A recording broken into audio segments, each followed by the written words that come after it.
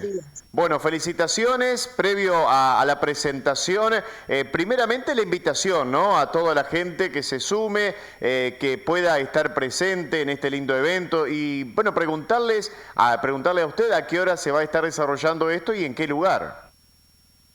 Se va a desarrollar a las 18:30 en la parroquia ahí de Oro Verde. Tuvieron la amabilidad el padre Hernán para convocarme a través de un contacto que yo tenía de una colega que vive ahí en Oro Verde. Yo soy de Colonia Avellaneda. Ujú. Próximamente también lo haremos acá, pero fue muy bien recibido por parte del padre en esta mirada de una localidad universitaria donde hay muchos jóvenes, que probablemente pueda servir esto para justamente dar una mirada esperanzada, esperanzadora, de una problemática muy compleja. Este libro tiene esa facilidad de la lectura por parte de cualquier persona que quiera abordar preventivamente esta temática tan difícil, y por otro lado también está destinado a todos los recursos humanos que trabajen con personas que se encuentran en crisis. Es decir, la idea es poder dar herramientas teórico-prácticas, porque sabiendo qué es lo que tenemos que mirar, qué señales tenemos que definir para poder prevenir, y no pensar que el que hace alguna señal no lo va a hacer o el que dice no lo hace. Este libro trata muchos mitos, pero también plantea estrategias concretas de intervención que uno puede hacer sin necesidad de ser un profesional de la salud mental, pero alertando de que no se queden con esta problemática para abordarlo individualmente, sino tiene que trabajar en red y acompañar a aquel que está en crisis a un espacio de salud mental donde haya una escucha profesional. Licenciada, estaba viendo un poco su biografía, ¿no? Nacida en Buenos Aires, luego radicada en Entre Ríos, desde el año 1992, ahí lo estamos viendo en pantalla, ¿no? Estudiando este tema de la problemática de la autodeterminación y cómo han cambiado los tiempos, ¿no? Porque en el 92, 94, 95 no teníamos ni redes sociales, ni celulares, ni internet, ni nada más allá de que había en otros lugares del mundo, pero bueno, aquí en Argentina todavía no estaba muy difundido, no estaba a ver, no había directamente, pero sobre todo también esto uno tiene que especializarse en el tiempo, ¿no? Y cómo han cambiado las evaluaciones desde el 92, desde el 2000 hasta el 2023, ¿no?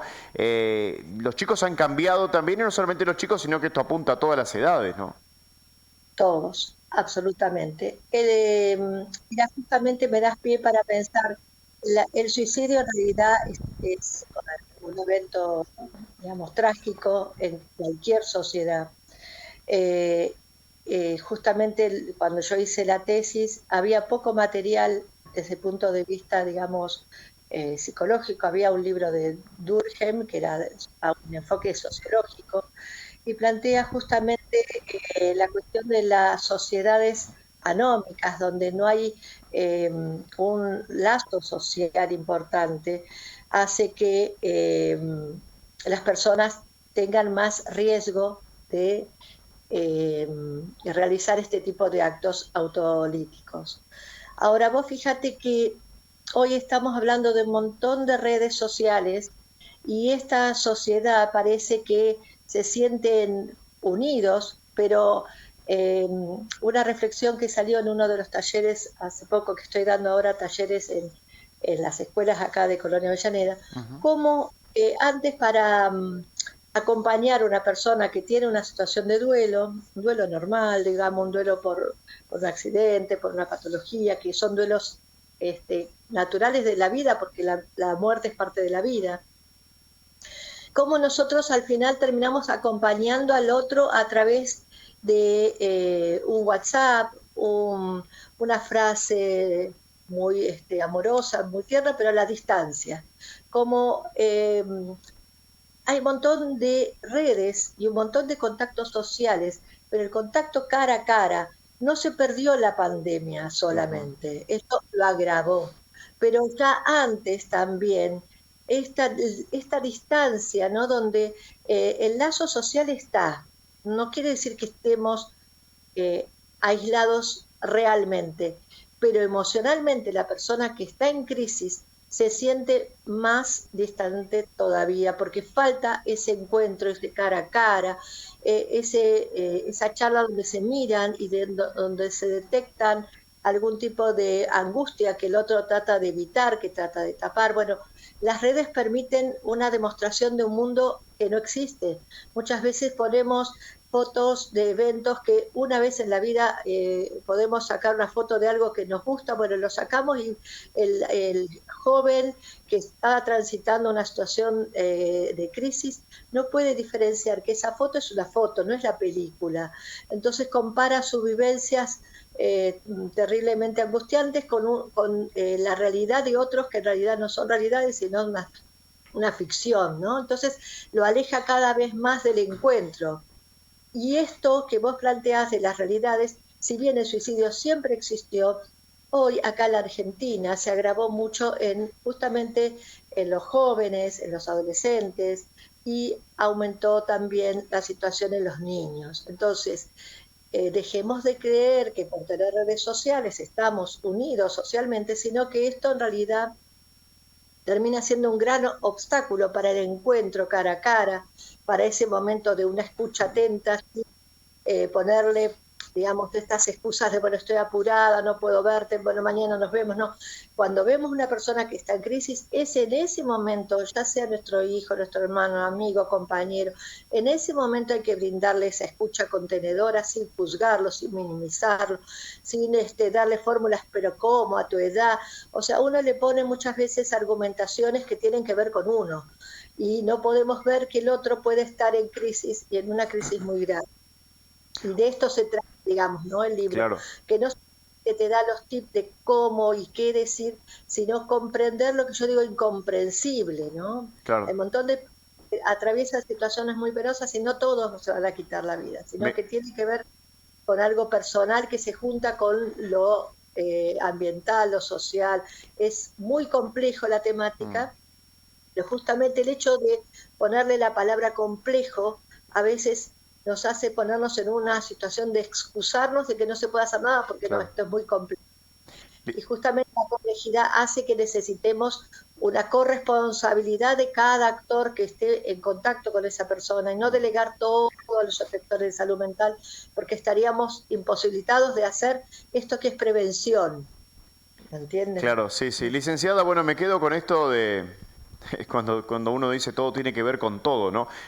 Con esto de los duelos, como usted decía, los duelos que no simplemente pasa, no solamente pasa porque se perdió un familiar o una pareja o algo, hablamos de una persona que falleció, ¿no? Hablamos de los duelos amorosos también, que a veces esto tiene mucho que ver, más en cualquier etapa de la vida, porque no solamente en la adolescencia o en los adultos, en toda etapa de la vida, la situación económica que estamos atravesando en la Argentina, que también produce esta problemática de no saber qué hacer, no saber cómo solucionar las cosas, no tener una solución dentro del entorno familiar, la gente que por ahí del entorno que está ocupada, cada uno lo suyo, tratando de resolver sus problemas y que no tenemos ese tiempo o no nos hacemos, diría yo, ese tiempo para esa persona que está necesitando. Y con respecto a los jóvenes, un papá de un adolescente me decía, vos sabés que los chicos me encantan, dice, porque mientras están con el celular están comunicados totalmente, todo el día, pero cuando los tenés cara a cara, se ha perdido esa comunicación de decir, vamos a charlar frente a frente, vamos a hablar, vamos a dialogar, cuál es tu problema, qué te está pasando. Cuando se juntan es como que si se aburren del solo hecho de verse, ¿no? Pero sí estamos comunicados virtualmente y qué cosa, qué distancia que hay, ¿no? Exactamente, vos decís la palabra adecuada, distancia. O sea, uno cree estar comunicado, pero está distante. Entonces, es todo un ejercicio volver a redescubrir la importancia de él cara a cara, de no tenerle miedo a esos momentos de silencio, porque a veces es tan incómodo el silencio. Nosotros nos entrenaron en la facultad el último año me acuerdo un role playing que hicimos, bueno, ¿qué pasa si el paciente no dice nada, no habla? Mm, Y es una situación muy incómoda. Pero bueno, se puede habilitar la palabra de tal manera. lo importante es bancarse ese silencio y no taparlo otra vez con más actividades, con más, digamos, más imágenes exógenas, ¿no? Las cámaras, el celular, la tele. O sea, siempre tapamos lo que nos angustia con cosas que nos distraen. Y por otro lado, también es importante que no naturalicemos al suicidio como una salida, como una solución. No pensemos que porque, digamos, este lenguaje que uno acostumbra a decir, bueno, no tenía otra salida porque hay una cuestión económica y esto, aquello, siempre vamos a tener una salida. Lo que tenemos que, en mi libro por lo menos planteo, cómo descartar antes de solucionar cualquier problema y antes de sanar cualquier trauma, porque generalmente la persona que llega a una crisis de tipo suicida, por más que tenga también un montón de detonantes y últimos desencadenantes, suele arrastrar una mochila muy pesada, suele arrastrar baja autoestima, y eso lo imposibilita ver que va a poder solucionar de alguna manera su situación. Acordémonos que también los jóvenes tienen poca experiencia vital de decir, bueno, yo ya pasé por esto y lo superé, entonces tenemos que transmitirle esa paciencia al joven de que lo que ahora en este momento le parece un vendaval, en algún momento esto pasa y vamos a ver que aparece nuevamente el sol y aparece el sol también en nuestras vidas. El tema es no ver algo, una solución definitiva, que es la muerte, para situaciones que tienen solución, que son pasajeras, que hoy nos parecen terribles porque lo son para el adolescente, para el joven, para el niño. Son situaciones terribles que tienen que atravesar, pero que no están solos para eso. Y eso es lo más importante, que siempre va a haber alguien en la salud mental o en algún efector, en la escuela, en la familia, algún hermano, algún amigo, alguien que quizás ni lo tienen en cuenta, que pueden acercarse y hablar.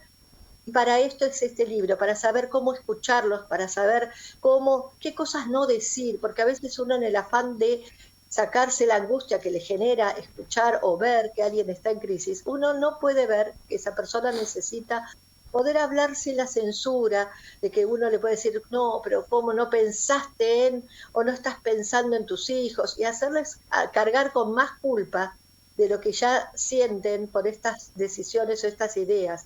Entonces, la persona que está en crisis no necesita ser culpabilizada por lo que siente ni por lo que piensa, sino liberarla de que esta no es la solución, de que hay que buscar otras estrategias y que siempre, junto con un otro, va a poder lograrlo, ¿no? Entonces, estos otros son los que tienen que saber cómo ayudarlo, cómo salir de esa situación.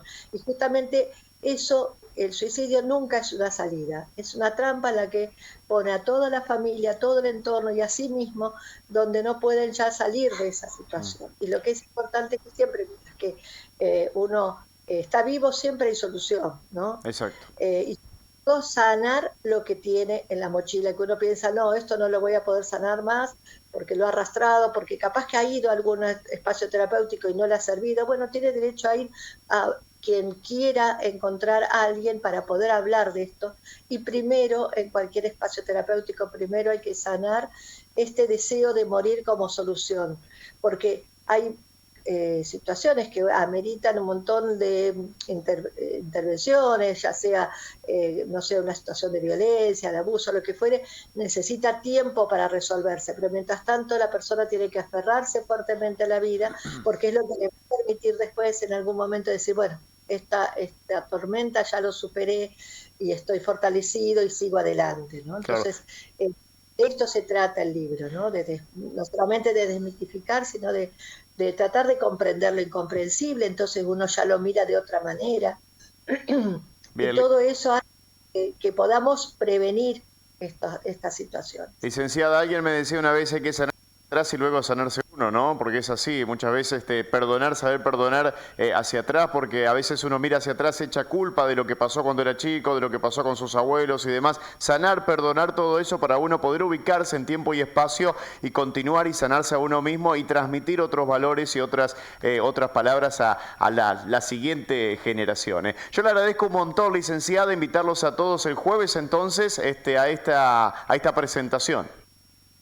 Bueno, muchísimas gracias por permitirme difundir este libro, porque esto fue hecho para que haya posibilidades de prevenir y las estrategias están en nuestras manos, solamente tenemos que conocer y te agradezco muchísimo este espacio entonces que me has dado para poder hacer esta difusión. Muy Por favor. amable. Muchas gracias. Que tenga buen día, ¿eh? Gracias, saludos a todos. Muy bien, licenciada Irene Fuch, entonces la presentación de este libro este próximo jueves en la localidad